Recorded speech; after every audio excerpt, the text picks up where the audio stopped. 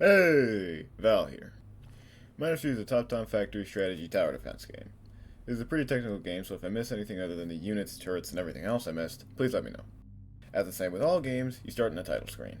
We're going to be talking about the campaign and not multiplayer or sandbox because I'm rather lonely and there's a lot you can take away to the arena if you're not. Anyways, we're going to be talking about the circle one, the purple one.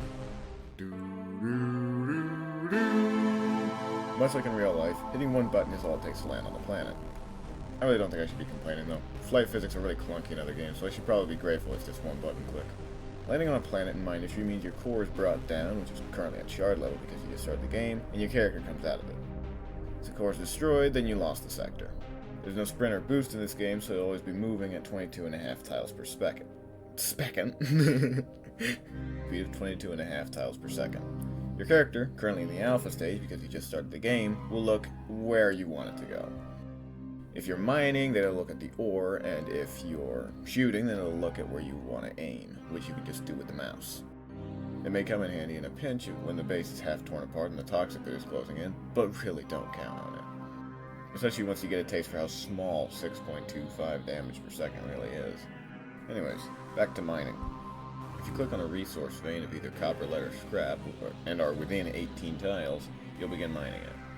If your character is within 30 tiles of the core, the spoils will go directly into it. If not, it'll go into your inventory and stop when you reach the maximum capacity of your unit, in this case 30. When you first mine up copper in the tutorial, it unlocks the conveyor, some of its derivatives, the mechanical drill, and the first turret of the motherfucking game. All that laundry list is researchable with copper alone, so it shouldn't be that hard to get them all in the first 5 minutes or so of gameplay. A lot of the tech tree can be unlocked in the same way, discovering new resources. Now, I have this part in the script where I go on this technical goddamn explanation and fucking analysis of conveyors, but I'm gonna skip that for now. Now on to drills. Drill is one of... Good God, I go into here too. A drill is any one of these bad boys. A drill mines ores from the ground and puts it into any available conveyors around it and distributes evenly. If a nearby conveyor is full or is facing toward it, the drill won't use it. One drill can only mine one ore at a time. You can't just put it on a big old vein or a more granular vein and expect it to mine everything out. This means that, whenever placed on intersecting veins, the game simply checks which ore gets covered the most under the drill. If it's equal, it runs through a priority list. Thorium beats titanium, titanium beats lead, lead beats copper, copper beats coal, coal beats scrap, and everything fucking beats sand. In fact, if you have one tile of copper and everything else is sand, it will mine the copper. Each drill can mine more than its predecessor, like the pneumatic drill being able to mine titanium and the laser and air blast being able to mine thorium. I guess that line's a bit of a lie. The air blast doesn't really do anything more but speed things up. Or maybe it'll change in an update. Who knows? Alright, let's talk about the research panel. I'm gonna say it's the research panel because the tech tree makes zero fucking sense to me. Yeah, it's a fucking tree. Not everything on it is technology. Some things fucking living. Basically, it's just a standard game research tree. It would actually take more time to explain it in words than to just show it. And just to make things clear, when researching a node, it's a choice and the resources spent are deducted evenly among all captured sectors. Unlike unlocking, which is just not a choice for the player, and deducts absolutely fucking nothing from the coffers. When something is unlocked, most of its attributes can be viewed by pressing this little I button.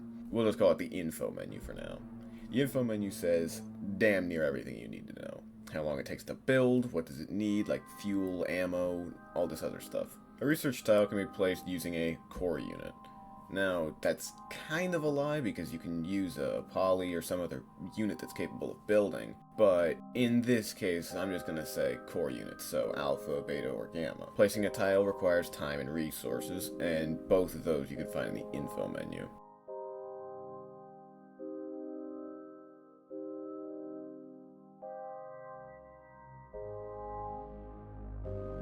Power is created by putting fuel into any one of these generators.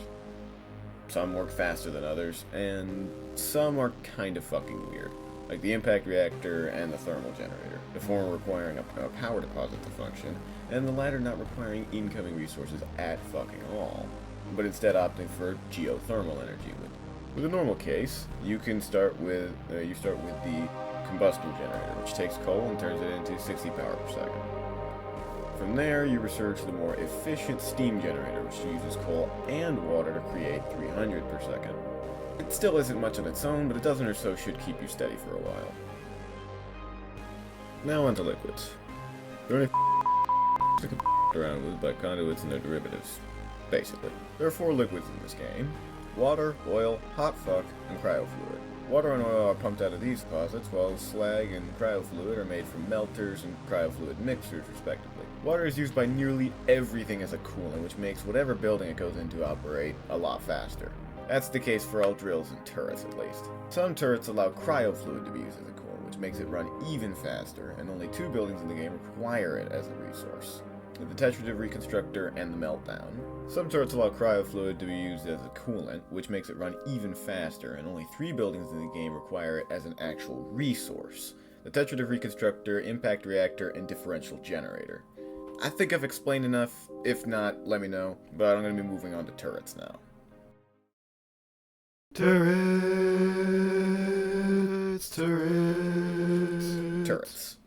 A turret is any tile that can fire it at and damage an enemy without the use of processors or player control, which you can do in this game.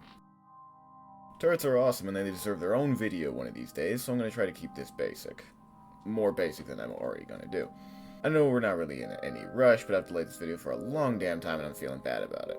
You start with a duo, and this tree branches out slowly as you get more resources. I recommend you go with scorches for breaking down harder enemies, and arcs to tear down the smaller but greater quantity enemies. And use walls to create a choke point so that they don't go anywhere. These are both ground-only turrets, so if you have to deal with airborne units, then I recommend some scatters. Cheap, reliable, and damn near impossible to juke, especially if there's a lot of them. A sector is every single one of these. There are 272 of these on Serpolo. And the ones closer to the poles are more difficult, but they have more resources, so they're kind of worth it. Naturally, some sectors get less space than others. Each sector must either be fought against an arbitrary number of waves, or must have the enemy base inside destroyed, while the enemy base itself spawns an infinite number of waves. With a delay, of course. It's not like a fucking train of maces headed your way, although it'd be kind of funny. The latter being called, naturally, an enemy base. After you land on any sector, there is an initial grace period that allows you to set up shop before the first wave comes in. After this, they come in at a universal 1 minute and 30 seconds between waves. When a wave is sent, it arrives in a landing zone.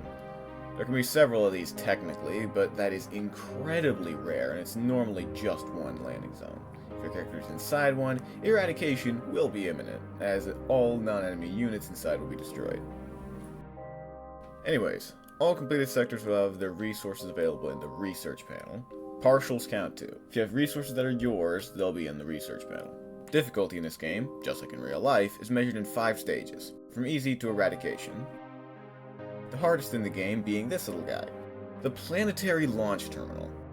I wake up in the middle of the night in cold sweats because I've never even touched it, personally, and it looks pretty tough, so it's a good milestone, I guess. Anyways, that's it. Wish you luck on your extraterrestrial adventures, and thanks for watching. Hope you enjoyed.